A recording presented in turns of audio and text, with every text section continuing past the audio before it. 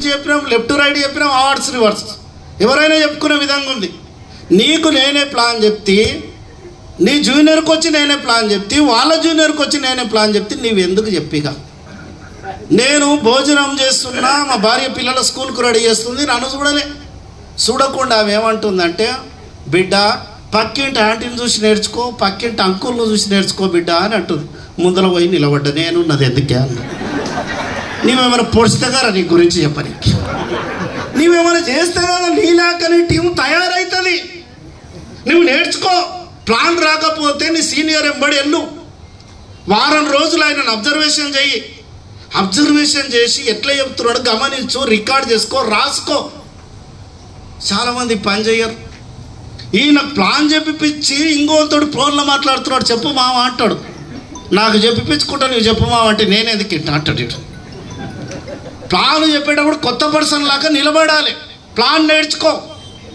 ఇప్పుడు నీకు 4 ఏళ్ళప్పుడు వారం రోజులు, నెల రోజులు ఎలా అయినా కూడా సంవత్సరాలు అయినా కూడా గోల్డ్ అచీవర్ అంటారు, Honda City car achiever plan చెప్పనిక్కరా. 4 ఏళ్ళప్పుడు నాయనా నన్ను ఎత్తుకుంటే కొడుకు ముద్దు వస్తాడు. 40 ఏళ్ళు వచ్చినాక కూడా నాయనా నన్ను ఎత్తుకుంటే విచిత్రంగా ఉంటుంది. విచిత్రం అని పనిచేయాలి.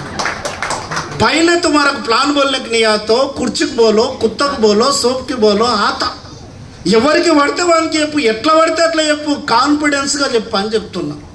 2 రొట్లు అంటే ఎంత సార్? 6 అంటే అవలగాడు అంట. ఏడిఎంఎస్ ప్లాన్ నువ్వు ఎట్లా చెప్తే అదే కరెక్ట్, ఎంత కాన్ఫిడెన్స్ చెప్పినావు అన్నది ఇంపార్టెంట్. అర్థమైందా? తెలియదు. ఇంకా మిత్రువు లాంటి శత్రువుని తీసుకో. ఫస్ట్ వీనికి ప్లాన్ చెప్పు, కిల నవ్వుతాడు. ఆడు నేను చెయ్యాలని నీకు తెలుసు కదా మామ అంటాడు. నువ్వు చెయ్యవని నాకు తెలుసు మామ, ప్రాక్టీస్ కోసం చెప్పిన అని చెప్పు. ప్రాక్టీస్ అవుతుంది, రివెంజ్ తిడుతుంది. అదా ఫస్ట్ ప్లాన్కి 10వ ప్లాన్కి తేడా ఉంటుందా ఉండదా? ఎంత చెప్పినా కొంతమంది మారరు, కరడుగా తీవ్రవాదులు లెక్క. మరణించడానికి ఆయన ఇష్టపడతాడు కానీ మారడానికి ఇష్టపడరు. ఇట్లాంటి వాళ్ళు తలుగుతారు. అట్లాంటి వాళ్ళకి ఏం చేయండి అంటే దేవునికి ఇచ్చిపెట్టు.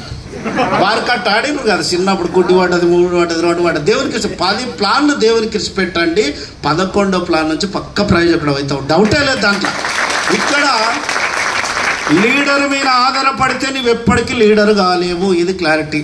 నీ సీనియర్ తోటి ప్లాన్ చెప్పిస్తే సీనియర్కి 50,000 వస్తాయి, నీవు ప్లాన్ చెప్తే నీకు 50,000 వస్తాయి. ఏం కావాలి కోరుకో అని చెప్తాను. ప్లాన్ సొంతంగా ప్రాక్టీస్ చేసుకో, ప్లాన్ చెప్పడం నేర్చుకో. ఇంకోటి, ఎందుకు ఫెయిల్ అయినావు? ప్లాన్ చెప్పే ప్రాసెస్లో ఎట్లా చెప్పాలంటే చిన్న చిరునవ్వు నవ్వాలి. చైనాలో ఒక సామెత ఉంది, నవ్వలే